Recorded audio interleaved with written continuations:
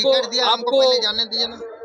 अरे नहीं ये देखिए ये देखिए ये व्यवस्था बीजेपी नहीं आती है, बीजेपी का सरकार नहीं बनता है, कांग्रेस का सरकार बनता है तो पूरे देश से वीआईपी मूवमेंट हट जाएगा क्या? हर जगह वीआईपी लोगों का जो एंट्री होता है वो खत्म हो जाएगा। ये उठा के कितने परेशान हैं, ना उनके खाने का इंतजाम है ना पानी का इंतजाम। जब आपने कहा कि हमारे पास 100 करोड़ लोगों का इंतजाम है तो आपको 100 करोड़ लोगों का इंतजाम।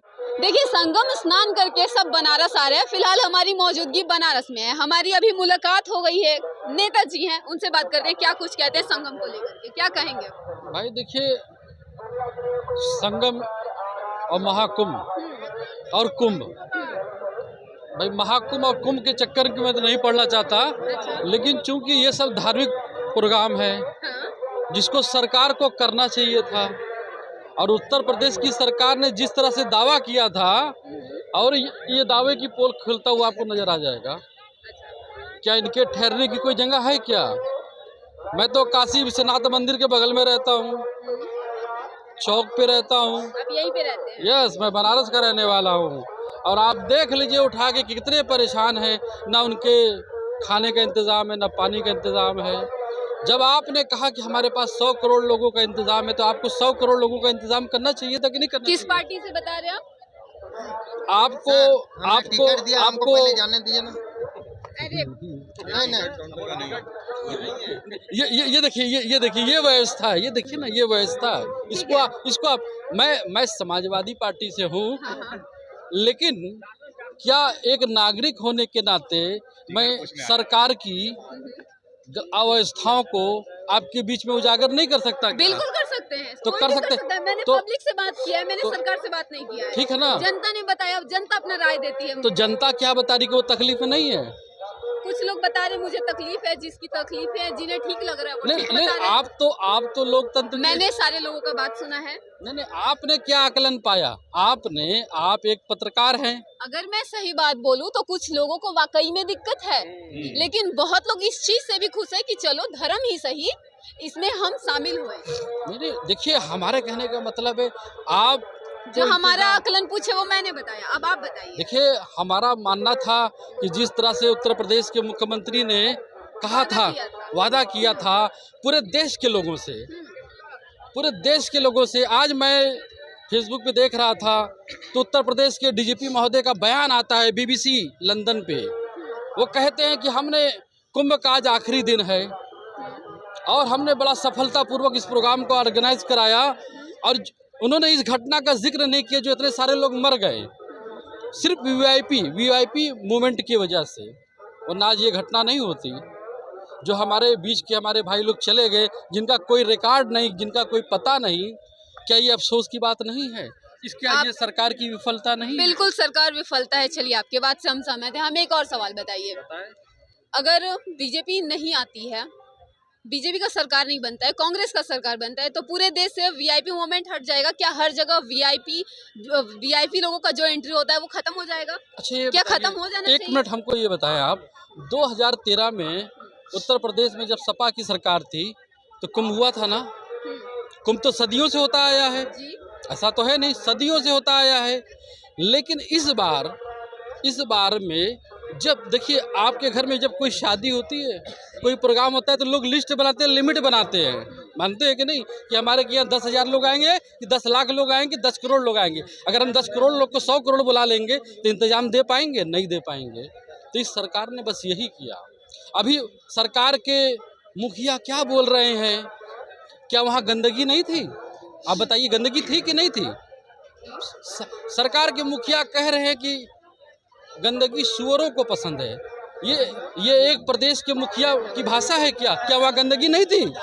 गंदगी थी तो इस बात को मानिए कि गंदगी थी, हम उस गंदगी को सफाई करने में नाकाम रहे, मानना चाहिए। चलिए, आपकी बात से हम सहमत है, पर हमें ये जवाब दीजिए कि अगर कोई भी पार्टी आती है आने वाले समय में तो क्या वो पूरे देश से वीआईपी का जो एंट्री है वो खत्म कर देगी? क्योंकि खत्म होना चाहिए। हम समाजवादी लोग, हम पीडीए के लोग, हम इस बात को सारे लोगों के बीच में कह देना चाहते हैं कि वीआईपी मूवमेंट बंद हो जाना चाहिए। हर मंदिर में होता है शुरू से, हम जब से बचपन से मंदिर जाते हैं तो हमने हर एक मंदिर में सुनिए, आपको पता, सती प्रथा सदियों से चल रही थी ना? तो बंद हो गई ना। हो गई। राजा राम मोहन राय के प्रयासों से समाप्त हो गई ना। दक्षिण भारत में दलित महिलाओं को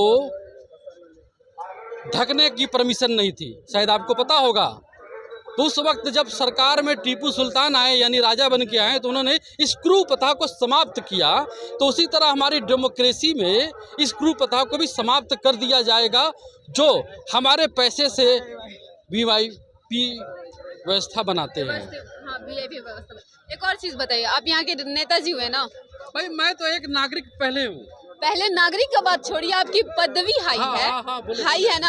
आपने क्या सुविधा दिया है यहाँ की जनता को? सरकार देख रहे हैं सड़कों पर पहले सुनिए, सरकार, प्रदेश की सरकार की जिम्मेदारी है कि विपक्ष की जिम्मेदारी है? चलिए, प्रदेश की सरकार फेल हो गई है, तो हम नागरिक आने वाले लोगों को क्या सुविधा दे रहे हैं? सुनिए, हमारी विपक्षी पार्टी जो है, हम समाजवादी लोग, हम विपक्ष के लोग, हम इंडिया गठबंधन के लोग, आप जाइए, आप चौक जाएंगे, गुदलिया जाएंगे, वहाँ पर ये लोग अपनी हैसियत के हिसाब से पैकेट बना बना के लोगों को दे रहे हैं, खाना दे रहे हैं। हाँ, और क्या बताएं।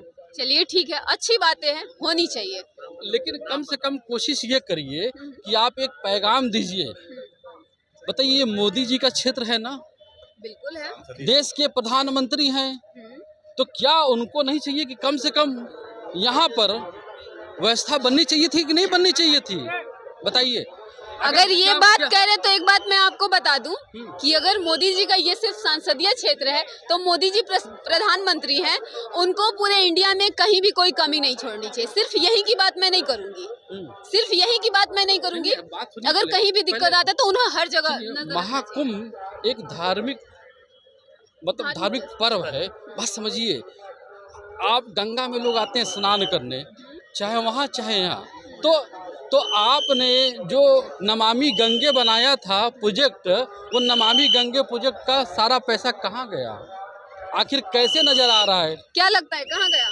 ये तो आप भी बढ़िया से जानते, तो ये बात आप बताइए। वही पूछ रहे, खा गए? बिल्कुल जाहिर जी, भ्रष्टाचार। मोदी के राज में भ्रष्टाचार। अरे भाई, अगर भ्रष्टाचार नहीं होता तो आज लोग महंगाई की बात करते हैं क्या? क्या ये महंगाई पे भ्रष्टाचार नहीं है?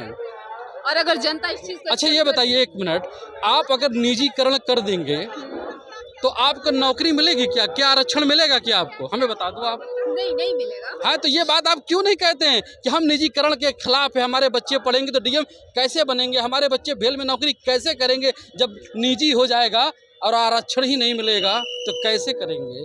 कौन जो 7% है, वो 63% आरक्षण ले रहा है। बात समझिए ना आप। देखिए, जिसकी जितनी आबादी उसकी उतनी भागीदारी।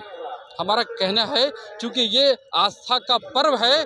मोदी जी तो कहते हैं सबका साथ सबका विकास। सबके साथ विकास नहीं कर रहे हैं। अरे भाई, अगर 2 लोगों का विकास हो रहा है इस देश में, 2 लोग, अंबानी और अडानी, इसके अलावा अगर किसी का विकास हो रहा है तो बता दें आप।